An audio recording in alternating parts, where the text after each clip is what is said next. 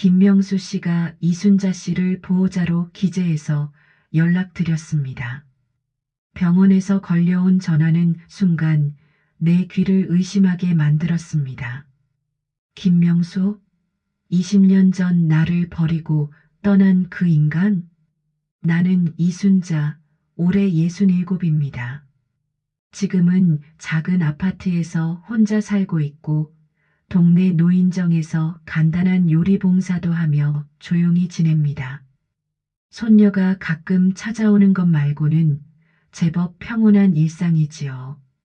이혼할 때 딸을 데리고 왔죠. 하지만 딸을 일찍 잃고 나서 손녀를 키웠는데 지금은 그 아이도 대학생이 되어 기숙사에서 지내고 있어요. 한 달에 한두 번 안부 전화를 하고 방학 때나 얼굴을 보는 정도죠. 그런데 그자가 다시 내 인생에 끼어들다니요? 명수는 내 첫사랑이었고 23에 결혼했으며 39에 이혼했습니다. 이유는 단순했어요. 넌 이제 매력이 없어. 이젠 너가 짐 같아.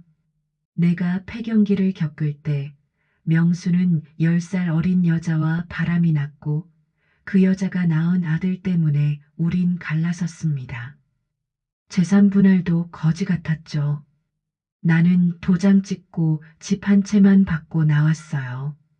그 후 나는 명수에 대해 일절 듣지 않았습니다. 다시 보지 않겠다고 다짐했고 그 다짐을 20년간 지켜왔죠. 그런데 보호자라니요? 전화를 끊고 나서도 한참을 멍하니 앉아 있었습니다. 손이 떨리고 가슴이 두근거렸어요. 무슨 일이 일어난 건지, 왜 하필 나를 보호자로 적었는지 도무지 이해할 수 없었습니다. 그리고 무엇보다 내가 왜 이렇게 마음이 흔들리고 있는지도 모르겠더라고요. 거실 창문 너머로 보이는 아파트 단지는 여전히 평온했습니다. 아이들이 뛰어놀고 할머니들이 벤치에 앉아 수다를 떨고 있었어요. 내 일상과는 전혀 상관없는 평범한 오후 풍경이었는데 그 전화 한 통으로 모든 게 뒤바뀐 것 같았습니다. 병원에 도착했을 땐 이미 늦은 오후였습니다. 병실 문을 여니 허연 머리의 남자가 누워 있었습니다. 생전 처음 보는 사람처럼 느껴졌어요. 그런데 간호사가 조용히 말했죠. 김명수 씨, 보호자분 오셨어요. 그제야 명수가 고개를 돌렸습니다. 순자야? 그 목소리 여전했습니다. 하지만 말투는 느릿했고 눈동자도 흐렸어요. 저는 차갑게 말했죠. 보호자 아니라니까요. 주소 썼다고 다 보호자 되는 거 아니에요. 그러자 간호사가 조심스레 종이 한 장을 건넸습니다. 이건 요양 신청서예요. 명수 씨가 사전에 준비해 놓은 문서에 보호자로 직접 지정하셨습니다. 서류를 받아들고 보니 정말로 내 이름이 또박또박 적혀 있었습니다. 이순자, 보호자라네 말이에요. 이해할 수 없었습니다. 20년 전 나를 쓸모없다며 버린 사람이 왜 지금 와서 나를 찾는 건지 말입니다. 저는 서류를 들고 병실을 나왔습니다. 손이 떨리고 가슴이 뛰었습니다. 이건 무슨 계략이죠? 전엔 나를 버리더니 이제는 내가 필요하다고? 집에 돌아오는 길 비가 내렸습니다. 젖은 우산을 들고 현관에 들어선 순간 눈물이 왈칵 쏟아졌습니다. 이제 와서 날 왜 찾는 건데 명수야. 하지만 저는 몰랐습니다. 그 요양 신청서 말고도 명수가 또 하나의 서류를 숨겨놓았다는 거요. 그것이 제 인생을 다시 흔들게 될 줄은 꿈에도 몰랐습니다. 다음 날 명수는 일반 병원에서 요양병원으로 전원됐습니다. 그리고 나는 계속해서 연락을 받았죠. 보호자분, 환자분이 오늘 아침 식사를 거부하셨습니다. 오전 약 복용을 안 하시려 하네요. 기억력 훈련에 참여하지 않으십니다. 점심시간에 돌아다니시려고 해서 말려야 했어요. 처음엔 무시했습니다. 아니, 무시하고 싶었습니다. 하지만 어느 날은 전화를 끊고도 한참을 멍하니 앉아 있더라고요. 쟤는 나한테 잘못한 게 몇 갠데 내가 왜 신경 쓰고 있는 거야? 일주일이 지났습니다. 전화벨이 울릴 때마다 가슴이 뛰었어요. 혹시 명수에게 무슨 일이 생긴 건 아닐까 하는 생각이 자꾸 들더라고요. 그런 내 자신이 너무 싫었습니다. 분명히 나를 버린 사람인데 왜 내가 걱정하고 있는 건지 이해할 수 없었어요. 밤에 잠들기 전에도 자꾸 명수 생각이 났습니다. 요양원에서 혼자 누워있을 명수의 모습이 머릿속에 그려졌어요. 예전에 감기 걸렸을 때 미역국을 끓여주던 기억도 떠올랐습니다. 동네 노인정에서 봉사하는 날이었습니다. 평소처럼 반찬을 준비하고 있는데 옆에서 도우시던 박할머니가 말을 걸어왔어요. 순자 씨, 요즘 얼굴이 안 좋아 보이네요. 무슨 일 있어요? 아니에요. 별일 없어요. 하지만 박할머니는 예리하신 분이었습니다. 혹시 가족 일로 고민 있나요? 저도 옛날에 남편 때문에 고생 많이 했거든요. 남자들은 다 그래요. 젊을 때는 호기롭다가 늙으면 시든 강아지처럼 되지. 그 말에 가슴이 뭉클했습니다. 가족이라고 할 수 있을까요? 20년 전에 끊어진 인연을 말이에요. 딸을 잃고 나서는 정말 혈육이라고 할 만한 사람이 손녀밖에 없었거든요.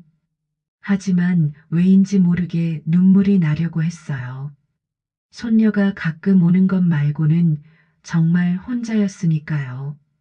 그날 저녁 집에서 저녁을 먹고 있는데 또 전화가 왔습니다.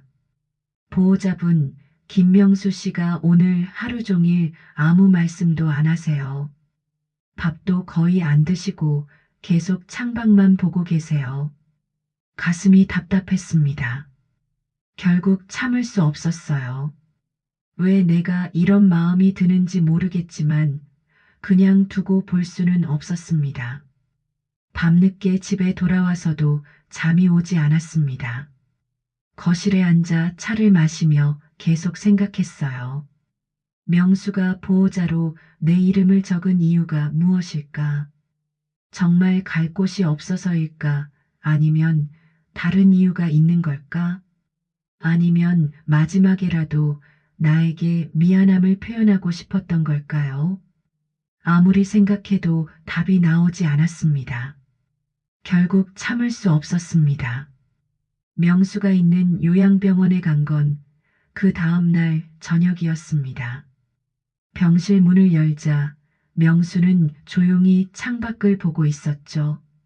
저녁 노을이 병실을 붉게 물들이고 있었습니다. 예전보다 더 야위어 보였어요. 볼이 쪽 들어가고 눈도 깊이 패였더라고요. 왜 왔어? 명수가 먼저 말을 걸었습니다. 목소리가 어제보다 더 약해진 것 같았어요. 날 왜 보호자로 적었냐고 물어보러 왔지. 넌 내가 기억이 안 나? 이름은 기억하겠지. 근데 20년 전에 내가 어떤 말을 들었는지는 생생해. 명수는 웃었습니다. 흐릿한 얼굴에 쓸쓸한 미소가 걸렸죠. 그 말 미안했어. 그땐 몰랐어. 내가 잘못했다는 걸. 갑자기 화가 솟구쳤습니다.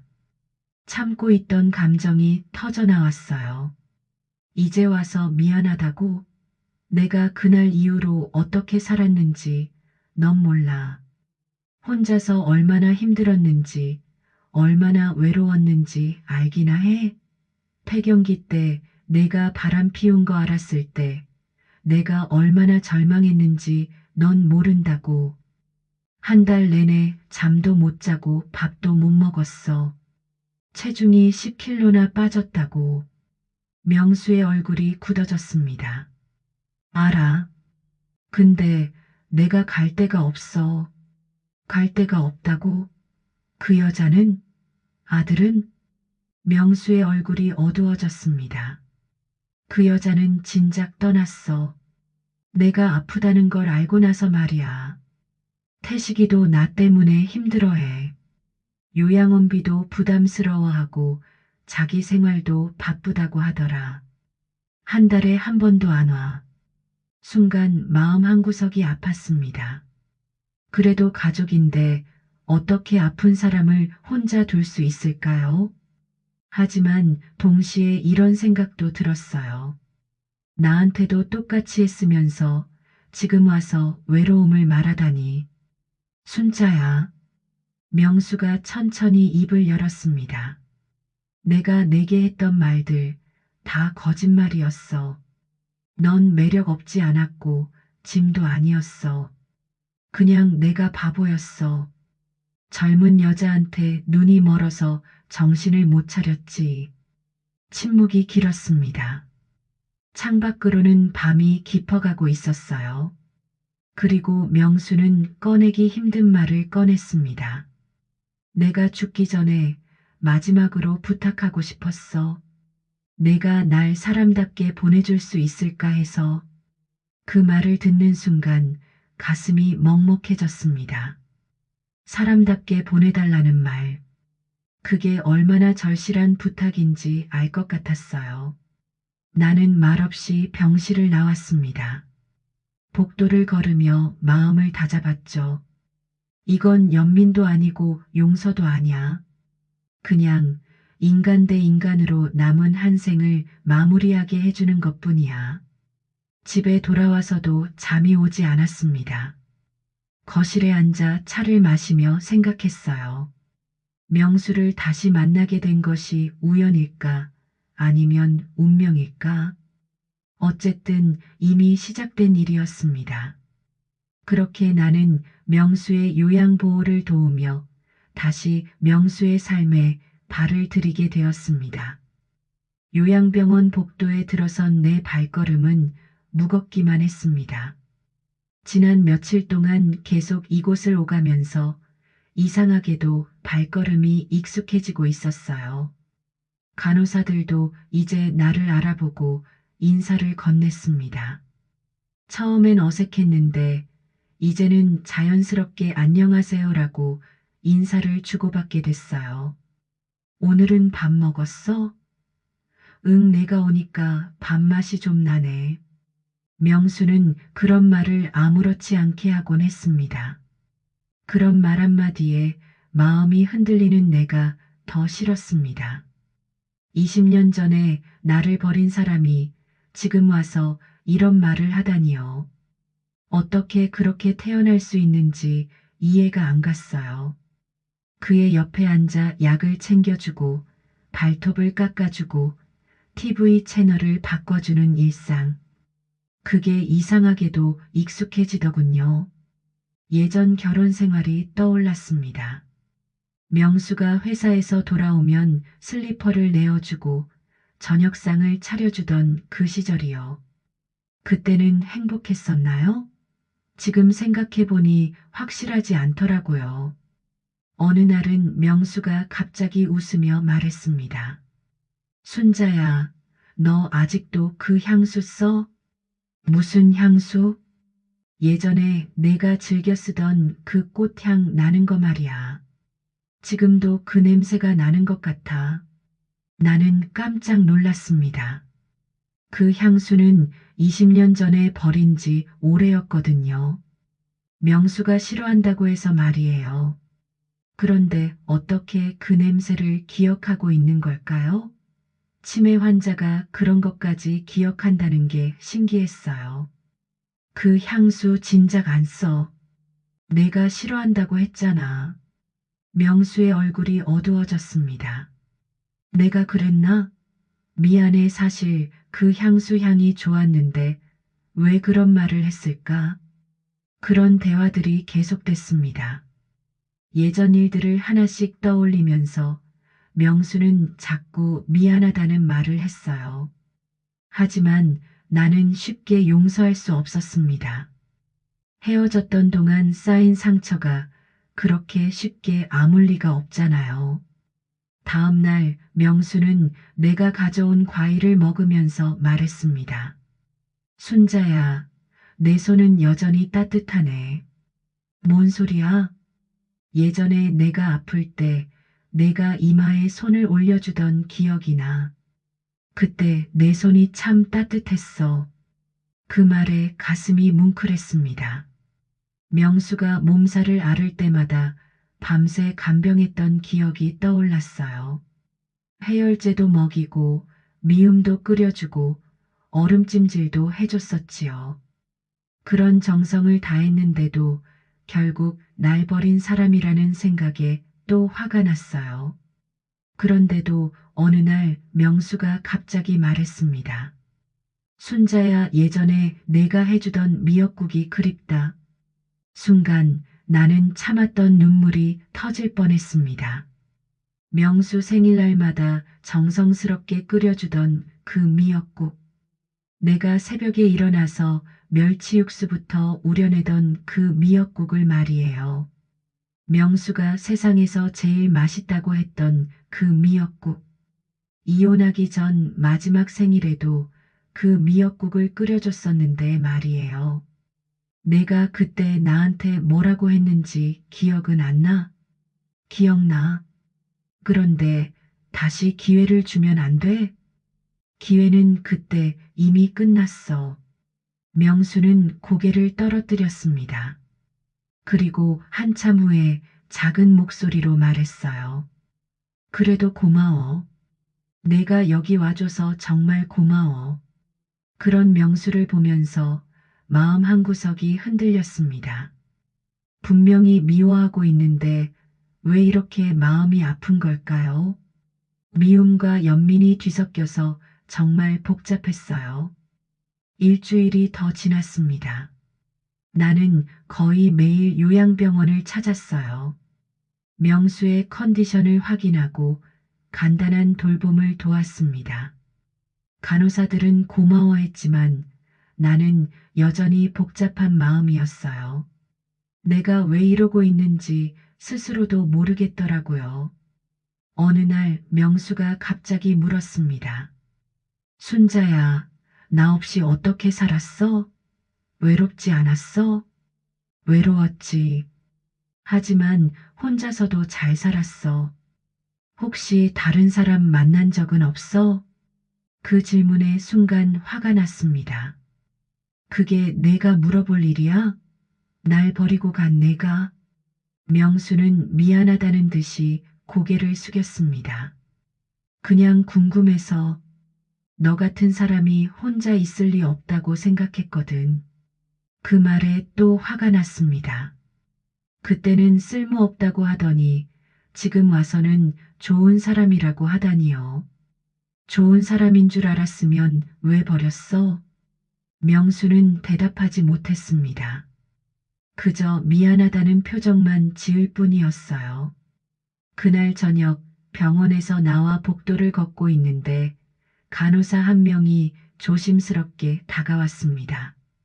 젊은 간호사였는데 며칠 전부터 명수를 담당하던 김 간호사였어요. 이순자 보호자님, 잠깐 말씀드릴 게 있어요. 네, 뭔가요? 김명수 씨가 유서를 하나 써두셨던 것 같아요. 그런데 서랍장 안에 숨겨두셨더라고요. 그 말을 듣는 순간 등골이 오싹했습니다. 유서? 그 안엔 무슨 말이 적혀 있을까요? 방 청소하시다가 발견하셨나요? 아니에요. 명수 씨가 직접 말씀하시더라고요. 혹시 무슨 일이 생기면 이순자 씨에게 전해달라고 하시면서요. 가슴이 두근거렸습니다. 명수가 나에게 무슨 말을 남기고 싶어 하는 걸까요? 유서라니 정말 죽을 생각을 하고 있는 건가요? 내일 오시면 명수 씨께서 직접 전해주실 것 같아요. 오늘 하루 종일 그 얘기만 하셨거든요. 집에 돌아가는 길 마음이 무거웠습니다. 유서라는 말이 자꾸 머릿속을 맴돌았어요. 명수가 정말 죽을 생각을 하고 있는 건가요? 아니면 단순히 만약의 경우를 대비한 걸까요? 그 안에는 또 어떤 내용이 적혀 있을까요? 버스 안에서 창밖을 보며 생각했습니다. 나는 지금 무엇을 하고 있는 걸까요? 아직도 확신이 서지 않았어요. 그날 밤 잠들기 전에 거울을 보며 생각했습니다. 내가 지금 무엇을 하고 있는 건지, 왜 명수를 돌보고 있는 건지 말이에요. 용서했기 때문일까요? 아니면 그냥 인간적인 동정심 때문일까요? 아니면 아직 남아있는 어떤 감정 때문일까요? 답은 나오지 않았습니다. 하지만 한 가지는 확실했어요. 명수가 남긴 유서가 무엇인지 궁금했고, 그것이 나에게 어떤 의미인지 알고 싶었습니다. 그리고 왠지 모르게 두려웠어요. 그 유서가 나의 마음을 또다시 흔들어 놓을 것 같아서 말이에요. 다음 날 아침 나는 평소보다 일찍 요양병원으로 향했습니다. 밤새 잠을 제대로 못 잤어요.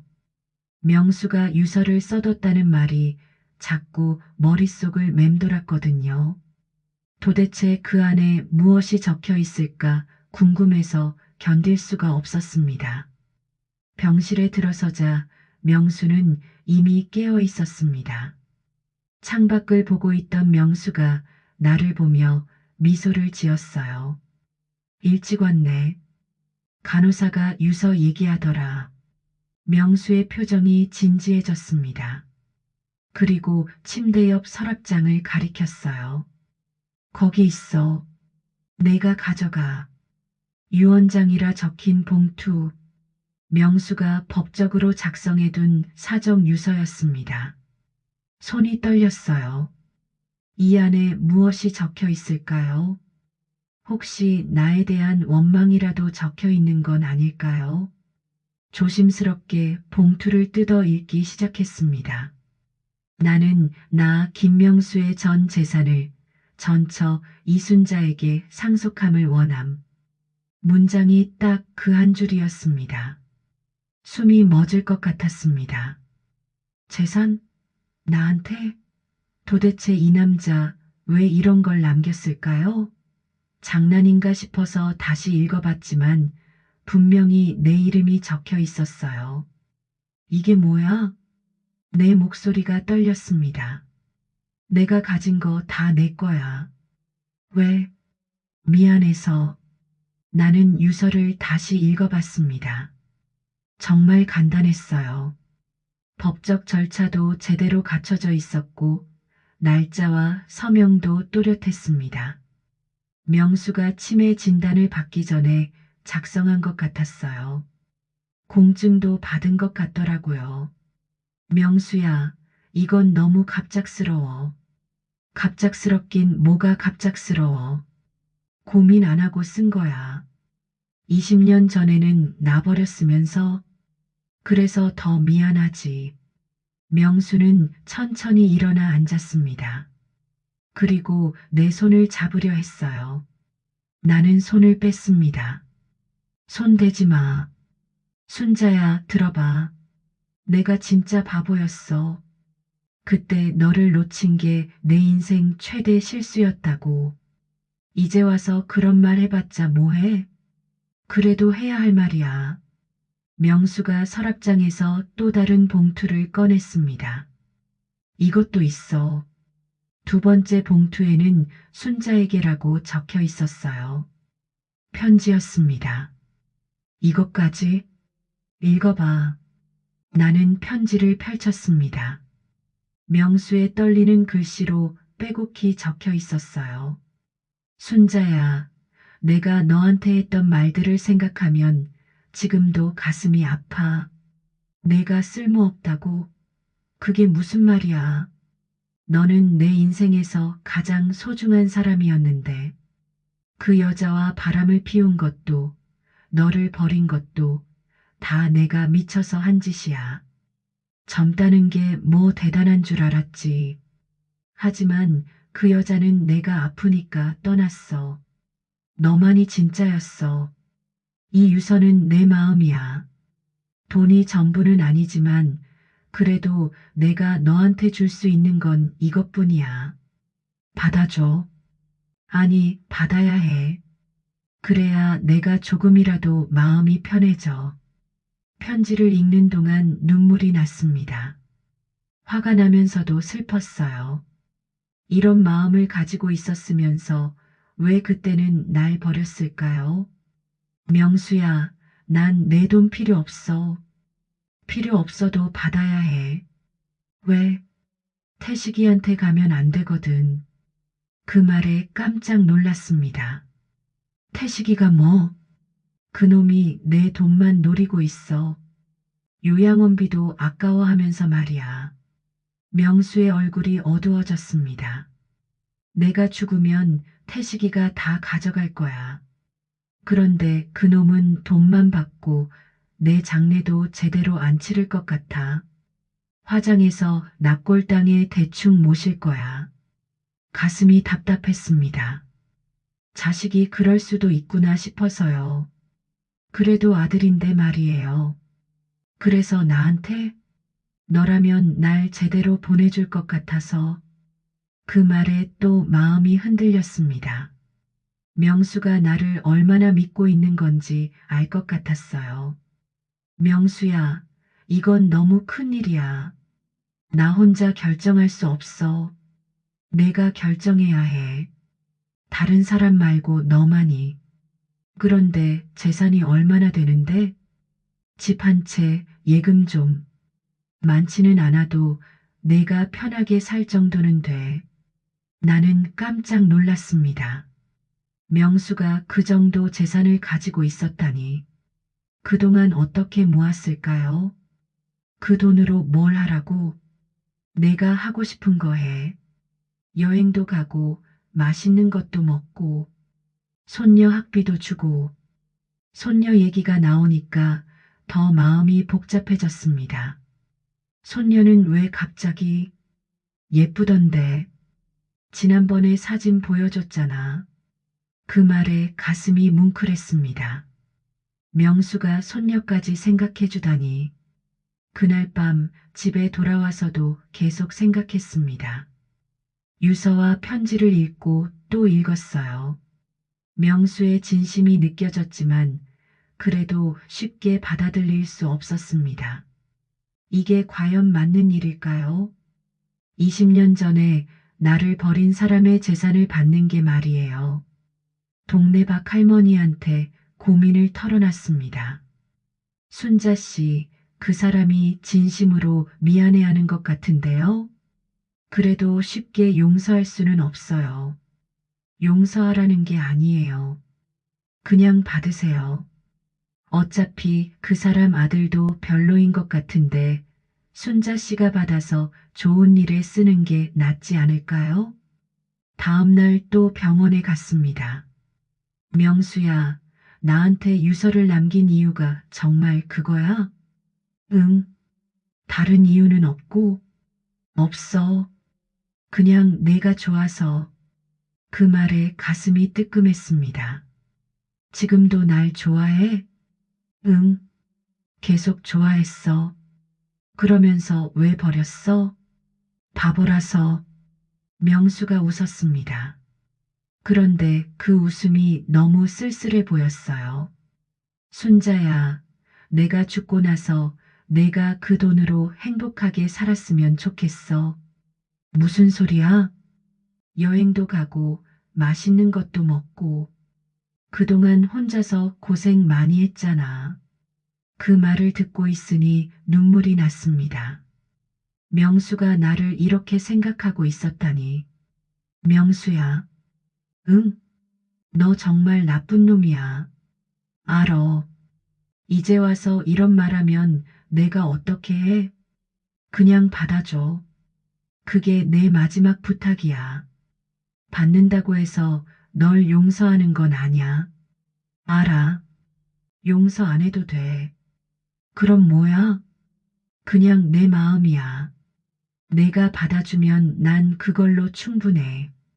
순간 머릿속이 복잡해졌습니다. 나는 그의 삶에 다시 들어왔고, 이제는 그의 마지막까지 함께하게 될지도 모릅니다. 하지만 감정은 단순한 게 아니잖아요. 미움과 사랑이 뒤섞여서 정말 알 수 없었어요. 그날부터 나는 더 자주 병원에 갔습니다. 명수와 많은 얘기를 나누면서 조금씩 마음이 변해가는 걸 느꼈어요. 하지만 여전히 확신은 서지 않았습니다. 이 모든 게 과연 옳은 일인지 말이에요. 명수의 상태가 갑자기 나빠졌습니다. 며칠 전부터 기침을 자주 하더니 어느 날 아침 갑자기 고열이 났어요. 간호사가 다급하게 전화를 걸어왔습니다. 이순자 보호자님, 김명수 씨가 급성 폐렴 진단을 받으셨어요. 지금 응급실로 이송 중입니다. 가슴이 철렁했습니다. 병원으로 달려가는 길에 계속 생각했어요. 혹시 명수가 죽기라도 하면 어떻게 하지? 아직 내 마음 정리도 다 끝나지 않았는데 말이에요. 이상하게도 명수가 위험하다는 소식에 가슴이 먹먹해졌어요. 응급실에 도착했을 때 명수는 산소 마스크를 쓰고 누워 있었습니다. 의식은 있었지만 숨쉬기가 힘들어 보였어요. 얼굴도 창백했고 손도 차갑더라고요. 명수야, 괜찮아? 명수가 고개를 돌렸습니다. 산소 마스크 때문에 말은 못했지만 눈으로 웃는 것 같았어요. 그 모습을 보니까 왜 그렇게 안쓰럽던지요. 나는 밤새 병원에 붙어 있었습니다. 간호사들이 집에 가서 쉬라고 했지만 왠지 자리를 뜰 수가 없었어요. 명수가 혼자 있으면 안 될 것 같았거든요.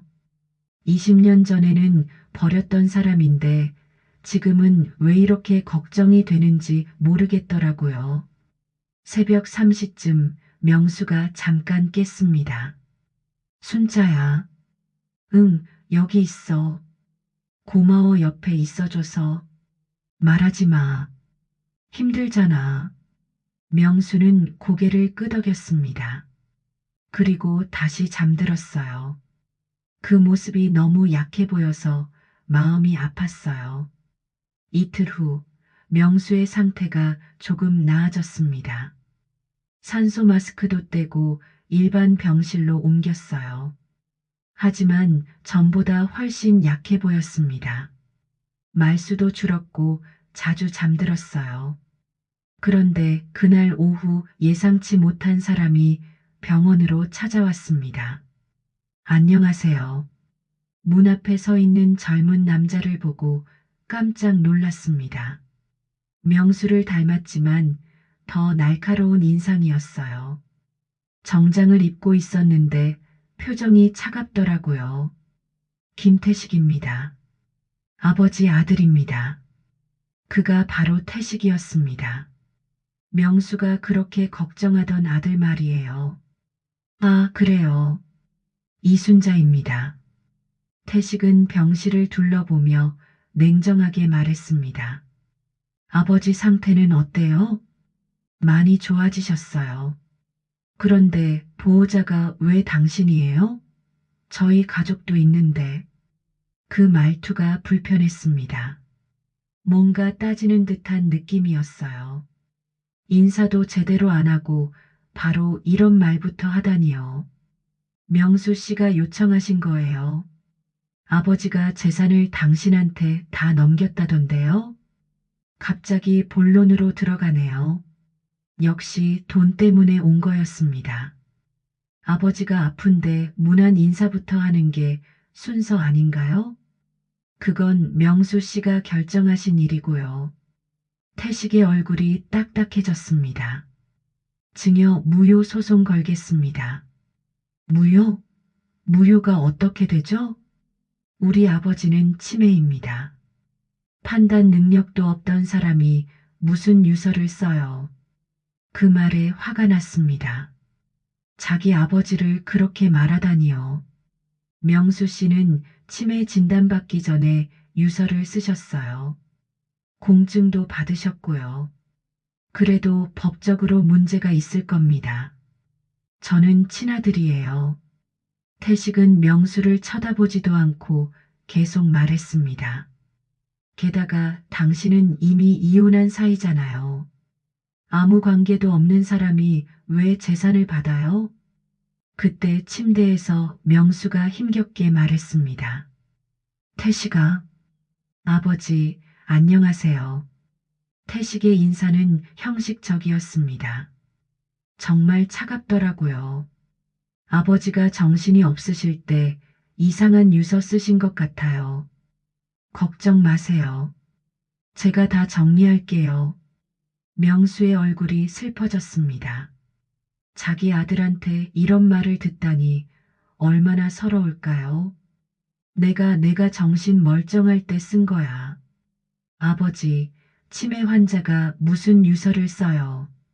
이분이 아버지를 속인 거예요. 나는 참을 수 없었습니다. 뭐라고요? 내가 언제 명수 씨를 속였다고 그래요? 그럼 왜 갑자기 나타나서 아버지 재산에 관심을 보이는 거예요? 관심? 나는 관심 없어요. 명수 씨가 부탁해서 온 거라고요. 태식은 코웃음을 쳤습니다. 그런 말 누가 믿어요? 어차피 법적으로 싸우면 제가 이길 겁니다. 이혼한 전처가 무슨 권리로 재산을 받겠다고 하세요? 태식아 그만해. 명수가 힘없이 말했지만 태식은 듣지 않았어요. 아버지, 이런 사람한테 속으시면 안 돼요. 돈 때문에 온 거예요. 20년 동안 연락도 안 하다가 갑자기 나타난 게 우연이겠어요? 그 말에 정말 화가 치밀었습니다. 연락 안 한 건 명수 씨가 날 버렸기 때문이에요. 그리고 난 정말 돈 필요 없어요. 그럼 포기하세요. 간단하잖아요. 태식이 비웃듯 말했습니다. 그런데 그때 명수가 갑자기 소리쳤어요. 태식아, 그만해. 모두가 깜짝 놀랐습니다. 평소 조용하던 명수가 그렇게 큰 소리를 낸 건 처음이었거든요. 순자는 돈 때문에 온 게 아니야. 내가 부탁한 거라고. 명수가 숨을 헐떡이며 말했습니다. 내가 나한테 한 번이라도 제대로 안부 물어본 적 있어? 요양원비 아까워하면서 태식의 얼굴이 붉어졌습니다. 아버지, 제가 바빠서 그렇지. 바빠서 한 달에 한 번도 안 와놓고 그 말에 태식이 할 말을 잃었어요. 사실이었나 봅니다. 진짜 전쟁이 시작된 걸 느꼈습니다. 그날 밤 태식이 간 후에 명수가 말했습니다. 순자야 미안해. 뭐가 미안해? 태식이가 저런 식으로 나올 줄 몰랐어. 괜찮아. 어차피 예상한 일이야. 하지만 마음은 편하지 않았습니다. 정말 법적으로 문제가 될까요? 다음 날 나는 법무사를 찾아갔습니다. 명수의 유서가 법적으로 유효한지 확인하고 싶었어요. 유서 내용을 보니 법적으로는 문제 없어 보입니다. 다만 상속인인 아들이 이의제기를 하면 소송은 피할 수 없을 것 같아요. 소송하면 어떻게 돼요? 치매 진단 시점과 유서 작성 시점이 중요합니다. 유서가 먼저라면 유효하고 치매 진단이 먼저라면 무효가 될 수 있어요. 가슴이 답답했습니다. 괜히 복잡한 일에 휘말린 것 같았어요. 그리고 나는 처음으로 명수가 나를 지키기 위해 유서를 남겼다는 걸 깨달았습니다. 태식의 성격을 알고 있었기 때문에 미리 법적 절차를 다 갖춰놓은 거였어요. 하지만 세상은 그렇게 간단하지 않았습니다. 며칠 후 정말로 태식이 소송을 걸었다는 연락이 왔어요. 명수는 그 소식을 듣고 더욱 기운이 없어졌습니다. 순자야, 이런 일에 휘말리게 해서 미안해. 미안할 게 뭐야? 내가 준다는 걸 받는 거잖아. 하지만 마음속으론 복잡했습니다. 정말 이 재산을 받는 게 맞는 일일까요? 태식 말대로 내가 욕심을 부리는 건 아닐까요? 그날 밤 혼자 집에서 생각했습니다. 명수와 다시 만난 게 우연일까, 운명일까? 그리고 이 모든 일들이 과연 옳은 방향으로 가고 있는 걸까요? 태식이 소송을 건 후 내 일상은 완전히 바뀌었습니다. 법원에서 날아오는 서류들, 변호사와의 상담, 그리고 무엇보다 주변 사람들의 시선이 부담스러웠어요. 동네 사람들 사이에서도 소문이 났습니다. 이순자 씨가 전 남편 재산 받으려고 한다던데? 그래도 이혼한 사이인데 그럴 수 있나? 돈 때문에 돌보는 거 아닐까? 그런 말들을 들을 때마다 가슴이 아팠습니다. 내가 정말 욕심쟁이처럼 보이는 건 아닐까요? 노인정에서 봉사할 때도 사람들 시선이 신경 쓰였어요. 법률 상담을 더 자세히 받았습니다. 변호사는 신중하게 말했어요. 유서 자체는 법적으로 크게 문제 없어 보입니다. 명수 씨가 치매 진단을 받기 전에 작성했고 공증도 받았으니까요. 다만 상속인인 아들이 강하게 이의 제기를 하고 있어서 재판은 피할 수 없을 것 같습니다. 재판하면 어떻게 될까요? 핵심은 명수 씨의 의사 능력입니다. 유서 작성 당시 정상적인 판단이 가능했는지를 증명해야 해요. 그리고 상속 동기의 합리성도 중요하고요. 가슴이 무거워졌습니다. 명수의 마음을 받아들이는 것도 힘든데 이제는 법정에서 싸워야 한다니요. 그런데 며칠 후 명수가 또 다른 편지를 써놨다는 연락을 받았습니다. 간호사가 조심스럽게 말했어요. 명수 씨가 며칠 전에 또 편지 하나를 쓰셨어요. 이순자 씨에게 꼭 전해달라고 하시면서요. 아마 소송 소식을 들으신 것 같아요. 병실로 가서 편지를 받았습니다. 명수의 떨리는 글씨로 적혀 있었어요. 순자야, 태식이가 소송을 걸었다는 얘기를 들었어. 너한테 미안하고 또 미안해. 하지만 이건 내 진심이야. 태식이는 내 자식이지만 너는 나한테 진짜 가족이었어. 내가 널 떠난 건 내 인생의 가장 큰 실수였다. 이 편지가 법정에서 도움이 될지 모르겠지만 내 마음만은 분명해. 넌 내가 가장 사랑했던 사람이야. 그 마음은 죽을 때까지 변하지 않을 거야. 편지를 읽는 동안 눈물이 났습니다. 명수가 이렇게까지 생각하고 있었다니요. 나는 그 편지를 들고 병실로 향했습니다. 명수는 날이 갈수록 더 약해지고 있었어요. 이제는 의식이 희미해졌고 겨우 눈만 뜨고 있었습니다. 명수야, 편지 받았어. 명수가 천천히 고개를 돌렸습니다. 읽었어? 응, 고마워. 미안해, 이런 일에 휘말리게 해서. 미안할 게 뭐야? 그런데 명수가 갑자기 내 손을 꽉 잡았습니다.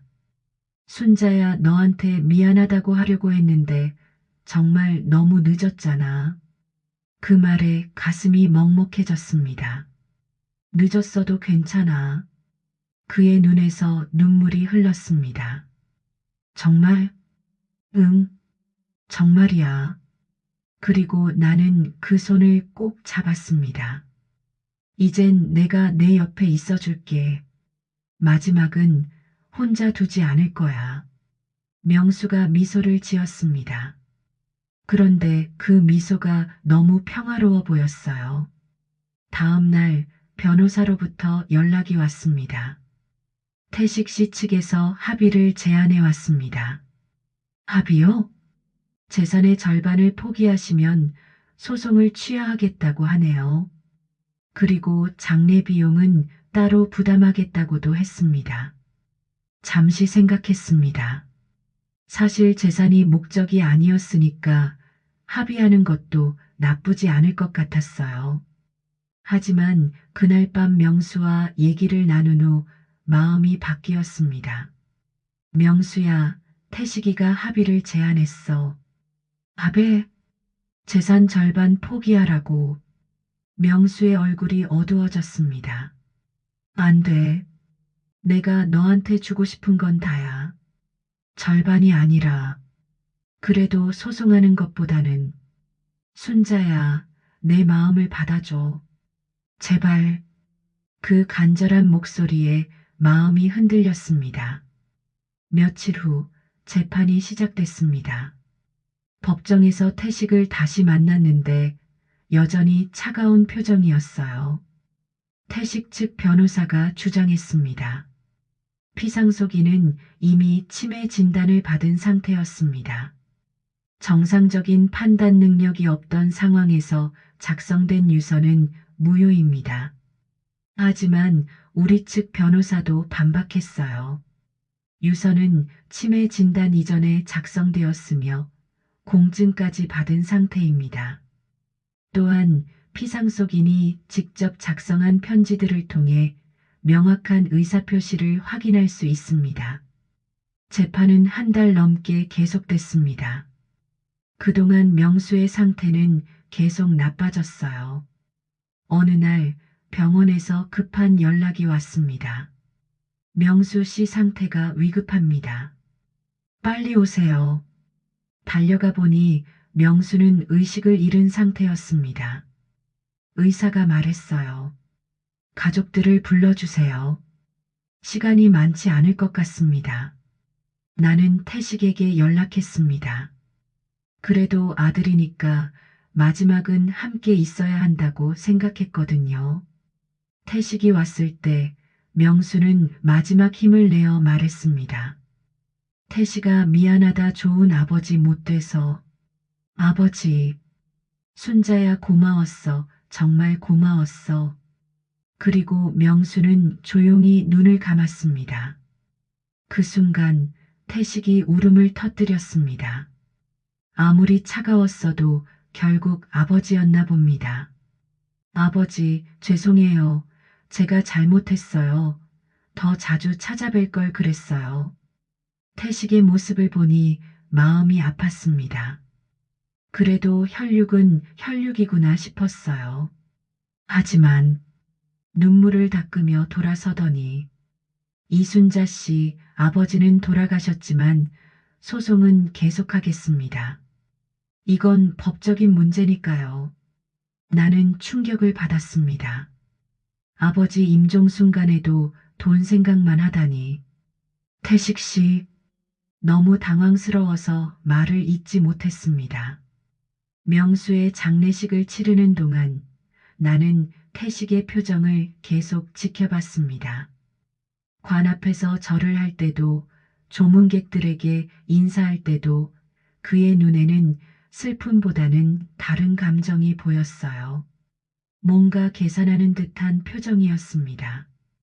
장례식이 끝나고 사람들이 하나둘 돌아간 후 태식이 나에게 다가왔습니다.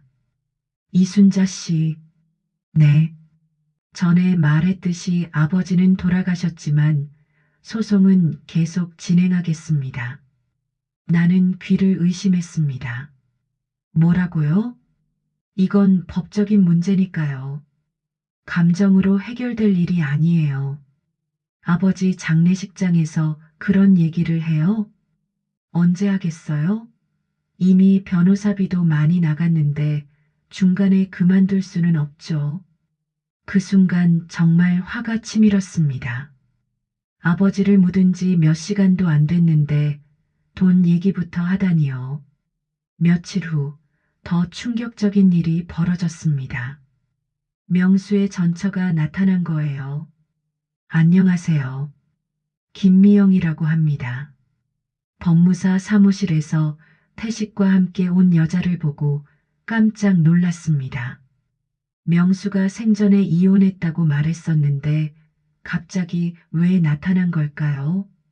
명수 전처라고 들었는데 갑자기 왜? 미영이 태식을 바라보며 말했습니다. 명수가 갔으니 태식이가 많이 힘들어 할 것 같아 제가 돌아왔죠. 그 말을 듣는 순간 모든 게 이해됐습니다. 재산 냄새를 맡고 돌아온 거구나. 아버지 재산 문제를 깔끔하게 정리하고 싶어요. 당신이 받을 이유가 없다고 생각하거든요. 명수 씨가 유서로 남긴 건데요. 미영이 끼어들었습니다. 순자 씨, 솔직히 말씀드릴게요. 순자 씨가 명수 씨를 이용한 거 다 알고 있어요. 뭐라고요? 치매 걸린 노인을 꼬셔서 재산을 빼앗으려 한 거죠.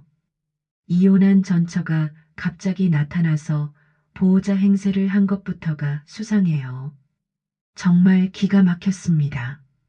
내가 명수 씨를 언제 이용했다고 그래요?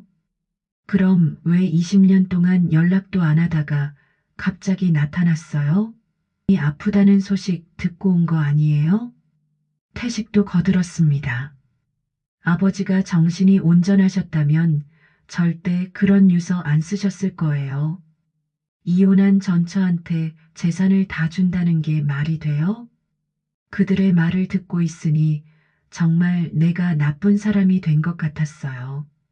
재판이 본격적으로 시작됐습니다. 태식과 미영은 변호사를 여러 명을 붙여서 더 공격적으로 나왔어요. 법정에서 태식 측 변호사가 주장했습니다.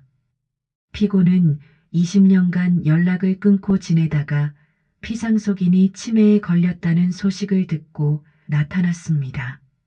이는 명백히 재산을 노린 계획적 범행입니다. 이에 있습니다. 우리 측 변호사가 반박했지만 상황이 좋지 않았어요. 미영은 증인석에서 이런 말까지 했습니다. 명수 씨가 요양원에서 모르는 할머니가 자꾸 온다고 하셨어요. 치매 때문에 피고를 기억 못 하셨던 거죠. 거짓말이었습니다. 명수는 끝까지 나를 기억했거든요. 법정을 나오는 길에 태식이 다가왔습니다. 이순자 씨, 이제 그만 포기하세요. 이길 수 없어요. 포기하라고? 네. 어차피 할머니 혼자 뭘 하시겠어요. 조용히 살다 가세요. 그 말에 정말 화가 났습니다. 하지만 속으로는 불안했어요. 유산은 안 받아도 괜찮았지만 아들 태수의 장례식 때 보였던 언행을 참을 수 없어서 질 수 없었습니다. 다음 날 우리에게 결정적 증거가 생겼습니다. 명수가 병원에서 쓴 마지막 편지가 발견된 거예요. 간호사가 명수의 개인 물품을 정리하다가 찾았다고 했습니다. 나는 김명수다. 정신이 온전한 상태에서 이 편지를 쓴다. 순자는 나를 이용한 게 아니다. 내가 부탁해서 온 거다. 태식이는 한 달에 한 번도 안 왔지만 순자는 매일 와서 나를 돌봐줬다.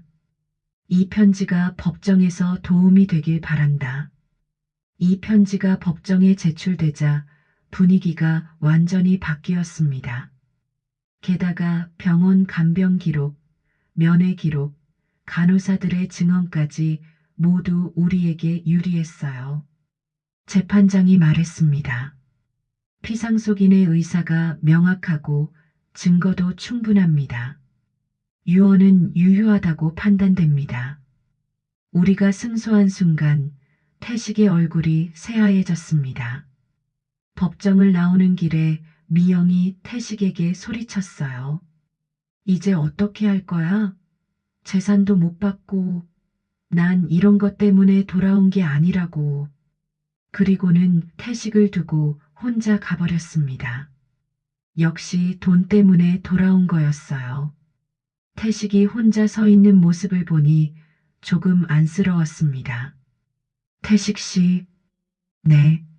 명수 씨 산소는 제가 잘 모시겠어요. 걱정 마세요. 태식이 고개를 돌려가 버렸습니다. 그렇게 모든 일이 끝났습니다. 집에 돌아와서 명수가 남긴 마지막 편지를 다시 읽어봤습니다. 그가 끝까지 나를 지켜주려 했다는 걸 느낄 수 있었어요. 명수야, 고마워. 내 마음 잘 받았어. 그날 밤 처음으로 마음이 편해졌습니다. 긴 싸움이 끝났고 명수의 마지막 뜻을 지켜냈으니까요. 재판이 끝난 지 석 달이 지났습니다. 명수를 완전히 용서하진 못했지만 끝까지 그의 곁을 지킨 나 자신에게는 잘했다고 말해 주었습니다. 유산 문제는 생각보다 간단하게 정리했습니다. 명수가 남긴 집은 팔아서 일부는 지역복지단체에 기부했고 나머지는 손녀 학비와 생활비로 따로 모아뒀어요.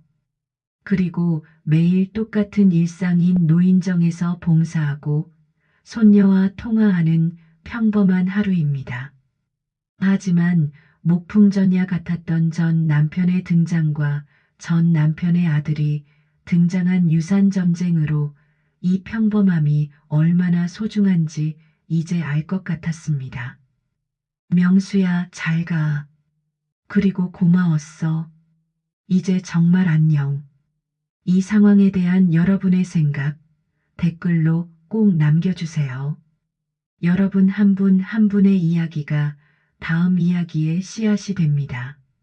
마음에 드셨다면 좋아요로 다음 이야기 응원해주세요.